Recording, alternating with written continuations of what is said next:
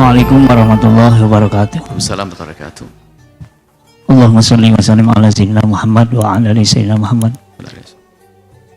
Buya, semoga panjang umur Amin. dan ilmunya berkah.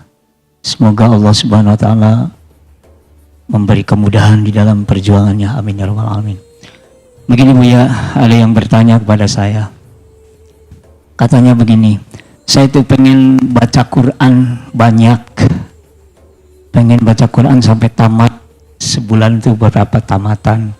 Cuman saya katanya mau ambil air wudhunya tuh susah. Kata ya enggak ini, kadang-kadang males gitu. Jadi saya tuh pengennya tuh baca Quran, jadi ternyata dia baca Quran terjemah. Jadi selalu membaca Quran terjemah. Pemahaman dia katanya nggak usah pakai wudhu juga boleh. Apakah betul seperti itu Buya? Terus orang tersebut ya maklum dianya tuh malas gitu.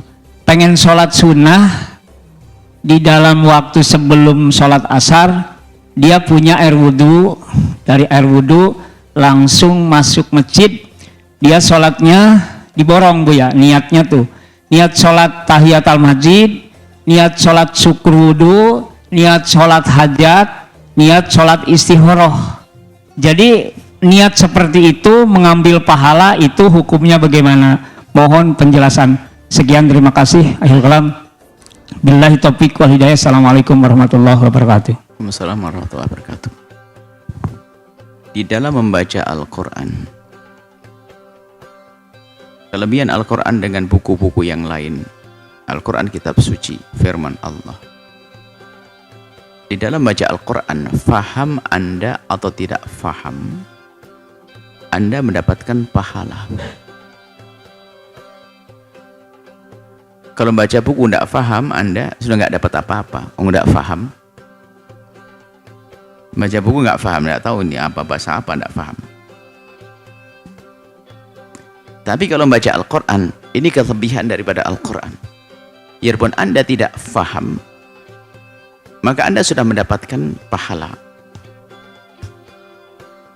Bahkan kadang diberi oleh Allah pemahaman yang unik. Tiba-tiba kuat imannya, tiba-tiba senang berderma, padahal dia tidak paham ayat mana yang menyuruh saya bersedekah tadi, tidak ada. Itu berkat Al-Quran, karena sudah berada di hatinya, sudah menguasai hatinya Al-Quran, sehingga hatinya mudah tertata. Jadi penting baca Al-Quran. Kemudian tingkat selanjutnya lebih tinggi adalah mentadabburi firman-firman Allah, merenung. Tentunya dengan merenung ini ada catatannya. Merenungi firman-firman Allah, berusaha untuk faham. Ya, berusaha untuk faham bisa saja. Kita mencoba membaca, mungkin Anda mengerti bahasa Arab. Tapi di dalam Al-Quran ini ada beberapa hal yang tidak bisa difahami begitu saja oleh akal orang yang ngerti bahasa Arab. Sehingga para ulama pun berbeda di dalam memahami. Ulama saja berbeda pendapat, bagaimana kita? Sehingga tetap harus menggabungkan dua hal. Tidak boleh malas. Berguru tetap, berguru belajar, berguru tafsir. Berguru tentang memahami Al-Quran. Dan yang diperintahkan oleh Allah ya mentadabburi. Dalam Al-Quran banyak riwayat untuk kita mentadabburi firman-firman Allah. Merenungi firman-firman Allah, bukan hafalan. Hafalan tidak ada perintah kok, tapi hafalan mulia. Hafalan mulia. Cuman hari ini ada orang memang sibuk hafalan, tapi tidak melangkah kepada merenungi firman-firman Allah. Sehingga yang didapat hanya hafalan saja. Tidak mengerti halal dan haram. Kata Syekh Sya'rawi, "Umirna bi tadabburil Qur'ani." Kami diperintah untuk merenungi firman-firman Allah. Wa qad takaffalallahu bihifdih. Allah yang menjaga Al-Quran. Walakinnana insyaghalna bihifdhihi wa tarakna tadabburah. Tapi kita lebih sibuk untuk menghafal, tapi kita tidak mencoba merenungi firman-firman Allah. Sehingga setelah seorang menghafal Al-Quran, hendaknya naik pangkat untuk mencoba merenungi firman-firman Allah. Maka di sini belajar ilmu bahasa. Bersandar kepada terjemahan lumayan boleh, sebab yang menerjemahkan tentu orang yang mengerti bahasa Arab. Cuma yang dulu diperhatikan terjemahan siapa ini. Jangan-jangan nanti ada disisipkan tentang akidah yang sesat dan menyesatkan. Maka sampaikan kepada yang bersangkutan, bisa disodorkan kepada yang bersangkutan, sodorkan kepada tokoh-tokoh ulama yang akidahnya benar. Bolehkah saya baca terjemahan ini? Sebab sekarang ada orang menumpangkan kesesatannya lewat terjemahan Haryati. Anda bisa menyodorkan kepada tim yang ada di sini, so lihat terjemahannya ini. Bahkan ada orang berikan hadiah banyak di sini adalah Quran terjemahan, nggak boleh dibaca sama anak-anak. Karena terjemahannya adalah terjemahan yang membawa kesesatan. Karena yang menerjemahkan bukan orang yang punya akidah yang benar. Dia punya akidah sendiri yang sesat, lalu menerjemahkan Al-Quran. Maka itu bahaya. Ya, maka berpegang kepada terjemahan yang diterjemahkan oleh Depak itu jauh lebih aman. Biarpun nanti ya itu sambil tetap berguru kepada ustadz yang bisa menerjemahkan, menjelaskan Al-Quran dengan baik. Nah pertanyaannya dia adalah di Ramadan ini main yang lebih, dua-duanya kalau bisa, sambil membaca dan sambil merenungi. Ada target, sambil membaca sambil merenungi, bacanya pelan-pelan, jangan kebut-kebutan. Jadi yang penting itu sekarang pakai waktu durasi saja deh. Jadi durasi itu kemudian Anda jadikan Anda dengan Al-Quran, bukan kebut-kebutan. Oke. Anda misalnya, Anda ingin menjadikan 24 jam dalam sehari ini untuk baca Al-Quran berapa jam? Oke, yang sedang ngebut menghatamkan Al-Quran. Saya pengen menghatamkan Al-Quran seminggu sekali. Oke. Seminggu sekali Anda hatam, berarti Anda dalam sehari berapa jam Anda membaca? Itu 7 jam. Anggap saja 7 jam, karena kurang lebih 1 jam kurang sedikit sudah 1 juz. Bagi yang kelas ngebut ya. Berarti kalau 10 juz itu kan ya 7 jam. Oke, berarti 7 jam itu yang harus Anda jadikan untuk Al-Quran. Bukan ukurannya adalah khatamnya Anda. Jadi dalam 24 jam ini aku jadikan 7 jam murni untuk Al-Quran. Zikir pun kayaknya kita sudah mulai merubah dari bilangan yang disebutkan para ulama itu membatasi Anda untuk Anda punya keterikatan, keseriusan dalam berzikir. Sehingga pakai bilangan berapa ratus, 1000 dan sebagainya. Tujuannya adalah agar jangan bacamu cuma 50 pergi, tidak, sampai 1000. Cuman yang jadi masalah sekarang 1000-nya 1000 ngebut, yang dikejar bilangannya, bukan khusyuk kepada bacaannya. Sampai berapa ini baru 100, baru 200, Allah, 300. Sehingga membaca Al-Quran itu, ini belum selesai, sudah langsung dihitung berapa juz lagi nih. Juz. Lembar berikutnya dihitung, ya Allah 1 juz, 3 lembar lagi, lama banget. Dikit-dikit begitu ke belakang lagi, kalau belum hatam-hatam, belum nyampe-nyampe. Karena dia ngejar ini ya. Berarti caranya dirubah. 3 jam yang Anda biasakan jadikan untuk Al-Quran, sekarang aku tetap jadikan Al-Quran. Cuman bedanya, membacaku lebih pelan, biarpun nanti hatamnya berubah. Lebih pelan, saya barengi dengan renungan. Nah begitu. Karena apa? 7 jam itu Anda dengan Al-Quran. Jangan sampai nanti berubah. Ya sudahlah. Jamnya dikurangi. Saya pengen dulu waktu baca Quran pelan-pelan, sehari bisa 10 jam untuk Al-Quran. Tapi sekarang mulai lebih cepat, jadi 5 jam. Percepatan. Ini adalah yang model hari ini adalah mentang-mentang targetnya adalah hataman. Saya target Ramadan ini hatam 4 kali deh. Biasanya 4 kali itu dibagi dengan cakep. 7 hari sekali. 7 hari sekali. Pas di Ramadan akhir 7 hari masih 4 kali. Cuman sekarang dia sudah mulai pinter baca, akhirnya sudah. Pokoknya target saya 4 kali.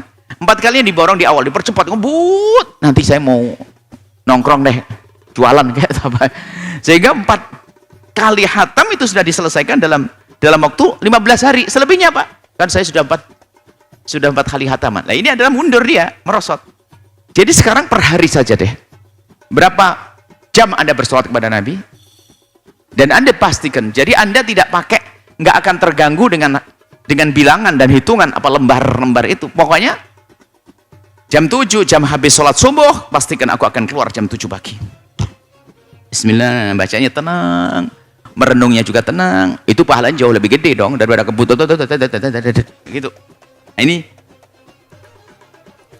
Anda membaca sholawat 1000 kali, berapa menit itu? Anggap saja 1000 kali adalah 1 jam. Oke. Sekarang sudah ada, jangan hilangkan bilangannya, 1 jamnya akan aku jadikan patokan untuk berselawat. Dimanapun aku berada. Allahumma sholli, pelan lebih menghadirkan baginda Nabi. Mungkin kalau dihitung hanya 250. Cuman kan bukan hitungan lagi yang Anda pikirkan. Anda dengan Nabi selama 1 jam. Ini hitungan ini kadang-kadang coba aja, mungkin Anda punya pengalaman ya, kita juga punya pengalaman kan. Dulu kan 5.000 baru 1.000, ya Allah tasbihnya kadang lompat-lompat dikit ya, pengen tempat 5.000. Jadi mulai dari awalnya bukan ingat Allah, bukan ingat Rasulullah, tapi ingat 5.000.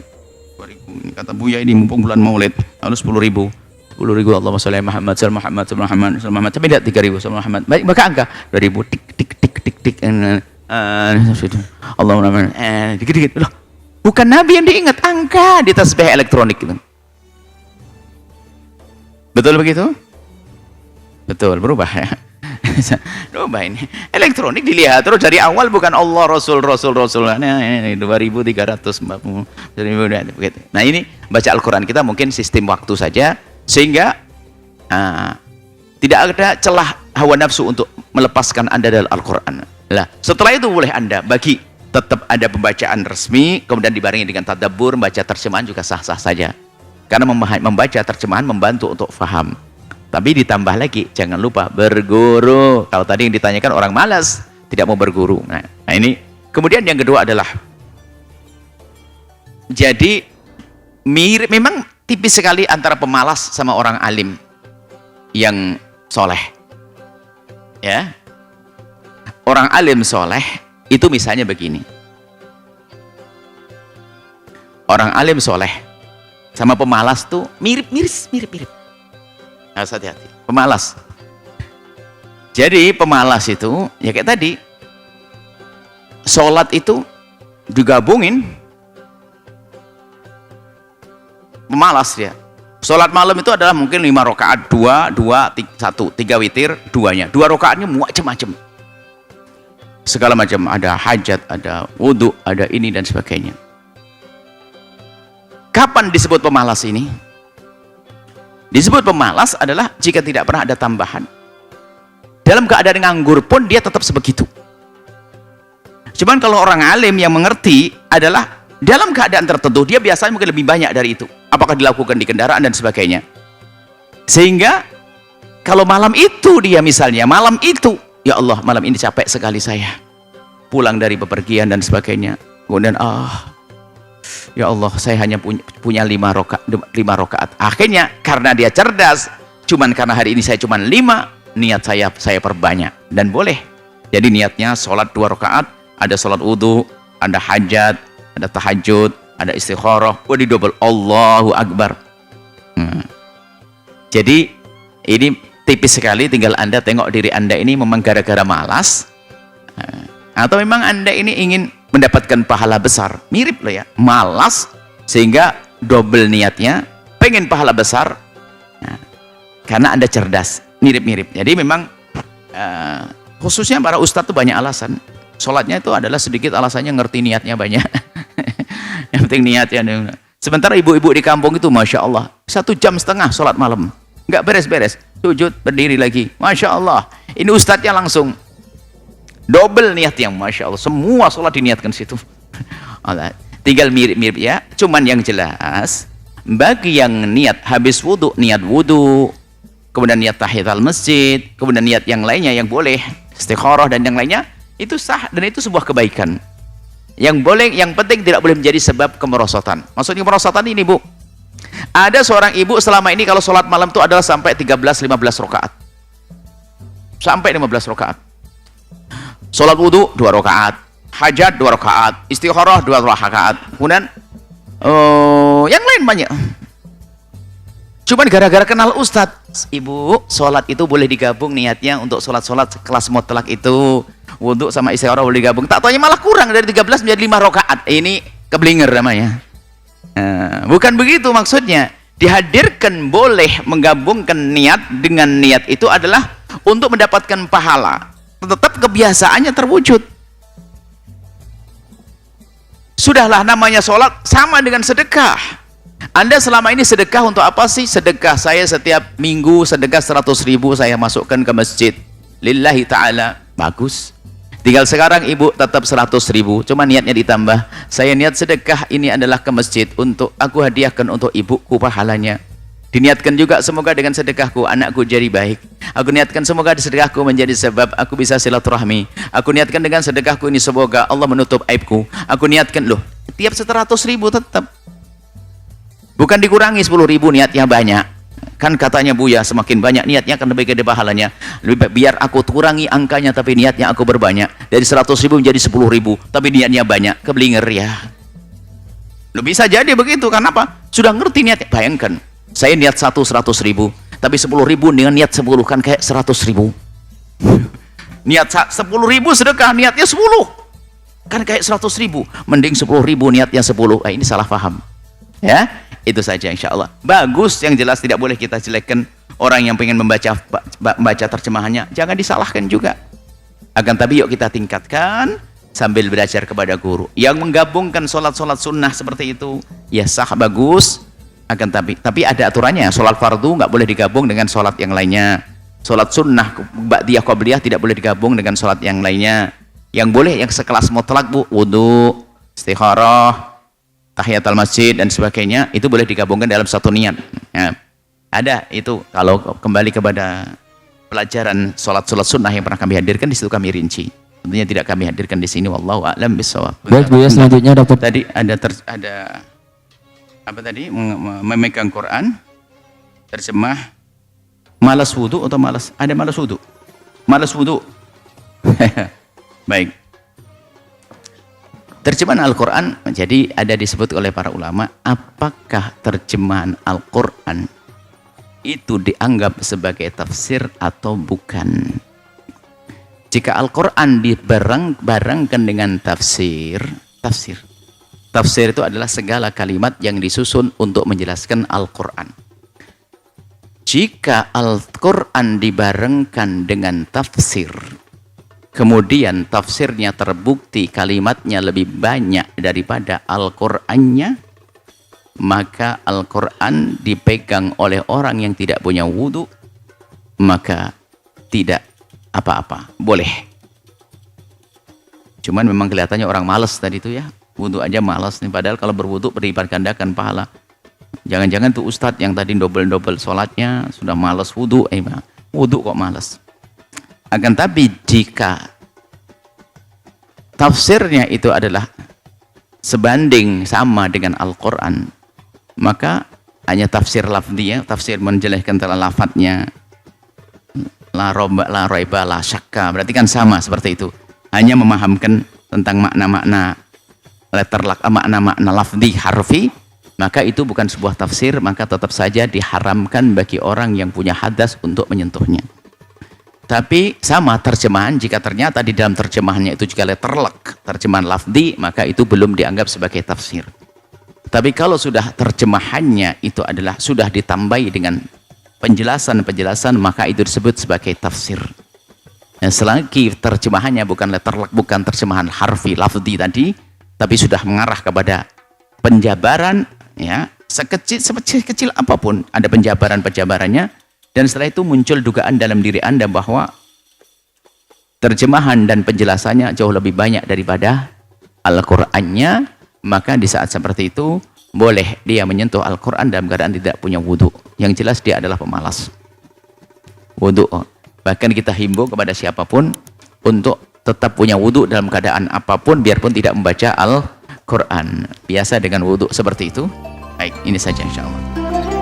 Setelah Anda menyaksikan video ini, jangan lupa berselawat kepada baginda Nabi Muhammad sallallahu alaihi wa alihi wa sahbihi